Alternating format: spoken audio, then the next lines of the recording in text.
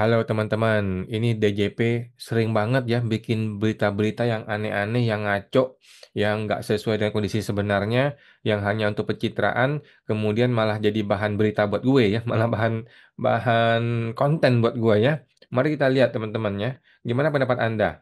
Ini mengenai, ini berita lama sih, tapi masih relevan ya. Piagam wajib pajak ya, piagam wajib pajak abal-abal yang sudah gue bikin juga balasannya ya, versinya gue. WP punya hak bayar pajak tak lebih dari yang terhutang. Ini kata Bimo ya. Jadi WP punya hak untuk bayar pajak tak lebih dari yang terhutang. Ini kan nenek gue juga tahu ya. Nenek gue juga tahu. Anak kelas 3 SD juga tahu. Tetapi pertanyaannya di lapangannya bagaimana Pak? Di lapangannya orang disuruh bayar pajak melebihi dari yang seharusnya terhutang. Satu. Yang kedua, kalau piagam ini dilanggar, apa sanksinya Pak bagi petugas pajak? Gue tanya. Kalau WP disuruh bayar melebihi daripada yang dia harusnya terhutang, sanksinya apa buat petugas pajak?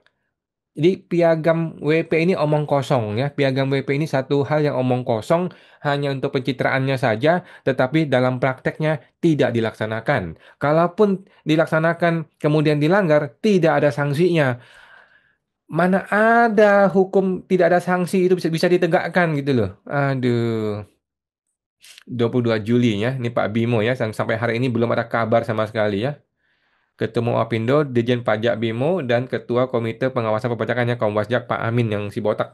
Nah, si Pak Amin.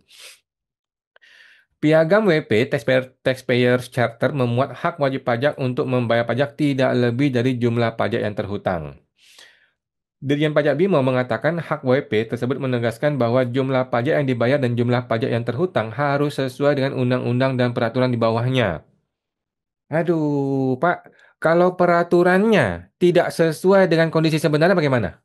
Kalau peraturannya, contoh deh, kalau peraturannya mengatakan orang yang dagang itu profitnya 30%, tetapi kenyataan sebenarnya profitnya cuma 3% atau cuma 5% atau 10%. Bapak mau pilih yang mana? Nah, dalam prakteknya petugas pajak bukan memberikan keadilan, petugas pajak bukan yang memberikan yang benar, tetapi memaksakan profit 30%. Karena dia bilang sesuai undang-undang, dia bilang. Lah, undang-undang itu dibikin untuk memberikan keadilan, bukan untuk memberikan ketidakadilan gitu loh. Kalau sudah tahu itu tidak adil, ya undang-undang yang salah ini masih dikecualikan, masih dikesampingkan dong. Ikuti yang benar, gitu loh. Prakteknya. Sudah jelas bahwa dalam beberapa case terjadi dispute antara pemahaman WP dan Fiskus. Iya, betul, betul, betul. Tetapi apa solusi bagi Anda, Pak Bimo? Apa solusinya DJP ketika ada dispute? Ketika petugas pajak mengatakan profitnya 30%, sedangkan wajib pajak mengatakan profitnya cuma 10%. Ini kan dispute nih. Solusinya apa dari Anda? Taxpayer charter, omong kosong, tai kucing. Ini taxpayer hanya mengatakan punya hak. Sekarang kalau orang pajak bilang, gua nggak mau kasih hak lu mau apa? Kalau hak lu itu mau gua buang ke tong sampah, apa sanksinya buat gua? Katanya si oknum petugas pajak nih. Tidak ada sanksi, bos. Pak Bimo ini kayak orang bego aja ya. Meneguhkan bahwa baseline utama dari pembayaran dan pajak terhutang adalah undang-undang dan aturan pelaksanaannya. Begini Pak, undang-undang dibikin untuk memberikan keadilan kepada masyarakat. Undang-undang bukan dimaksudkan untuk memeras wajib pajak. Ya, undang-undang tidak dimaksudkan untuk memaksakan sesuatu yang sudah jelas-jelas salah kepada masyarakat. Oke? Masa nggak ngerti Pak Bimo? Ngerti lah ya, bukan orang bodoh Pak Bimo ini ya. Bimo menambahkan setiap WP juga berhak untuk terbebas dari praktik-praktik extortion dan gratifikasi yang mempengaruhi pembayaran pajak. Aduh, omong kosong ya. Baru kemarin ya, gue dapat telepon dari warga Konoha. Dia disuruh bayar berapa ya? Berapa belas miliar gitu. Kemudian ditelepon, kalau lu mau nego hari ini juga deal, tapi sekian sekian miliar aja gitu loh bayarnya. Di negeri Konoha, teman-teman yang di Indonesia nggak ada begituan ya. Omong kosong.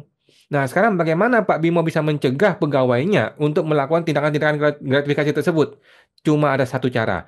Transparan, terbuka apa adanya, direkam audiovisual. Clear semuanya ya. Jadi tidak ada dusta di antara kita. Sekarang kalau gua ngomong ada orang oknum pajak minta duit, gua ngomong nih, tetapi nggak ada rekamannya, nggak ada buktinya.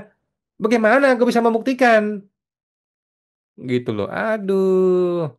Kan kita nggak boleh merekam di kantor pajak. Gimana dong kalau nggak boleh merekam? Gimana gue bisa buktikan kalau ada tindakan korupsi? Gimana coba?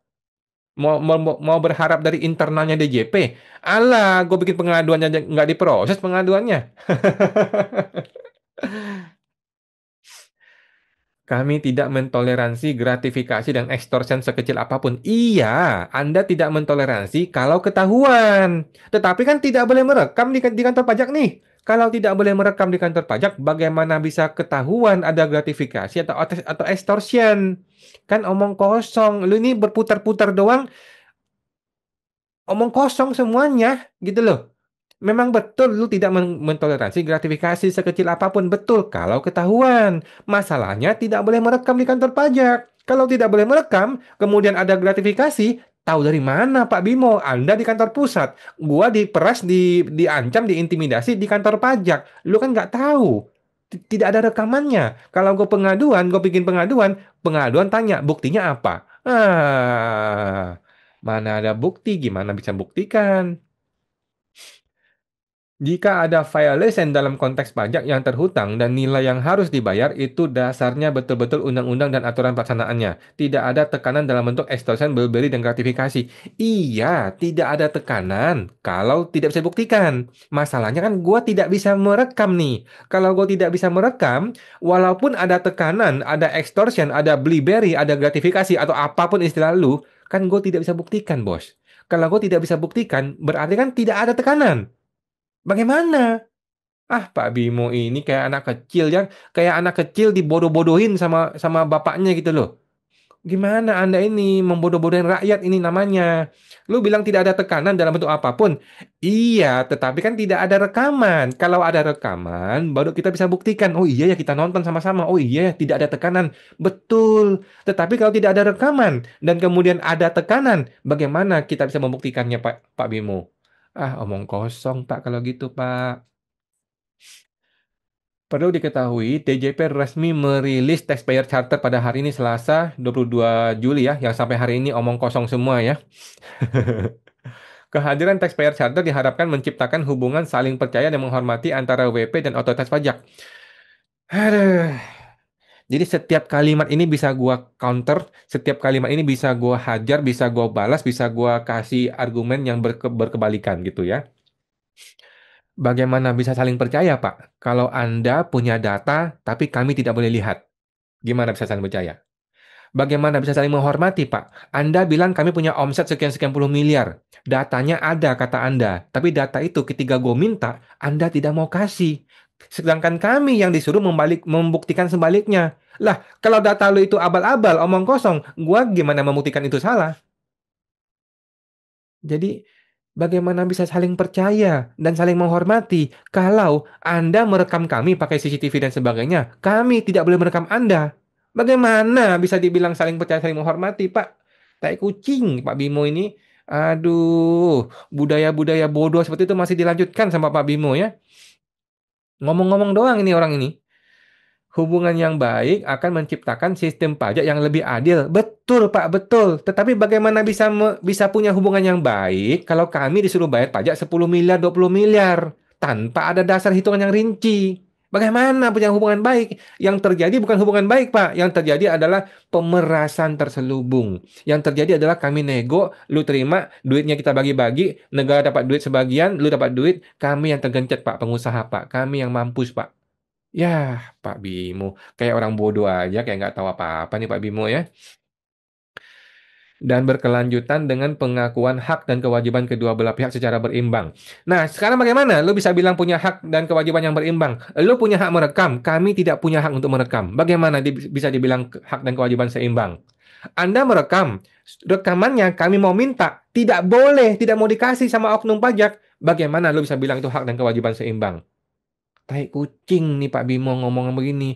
Ini kan hanya teori-teori omong kosong. Di dalam prakteknya tidak ada yang namanya hak dan kewajiban yang seimbang. Yang ada adalah kami diperlakukan seperti anjing. Kami ini diperlakukan seperti babi, mau ditembak, mau dipotong, mau dibunuh, mau dimakan, mau diapa-apain sama oknum pajak. Kami tidak bisa buktikan karena kami tidak boleh merekam, Pak. Tapi tapi Tapi di negeri Konoha, teman-teman ya. Di Indonesia nggak ada pemerasan di Indonesia, teman-teman ya. Pemerasan tuh hanya di negeri Konoha, oke? 8 hak wajib pajak yang termuat dalam taxpayer ya. Udah omong kosong semua ini ya, teman-teman tinggal baca sendiri ya, teman-teman ya. Kewajiban. Aduh, gua ketawa nggak hak dan kewajiban ini teman-teman ya.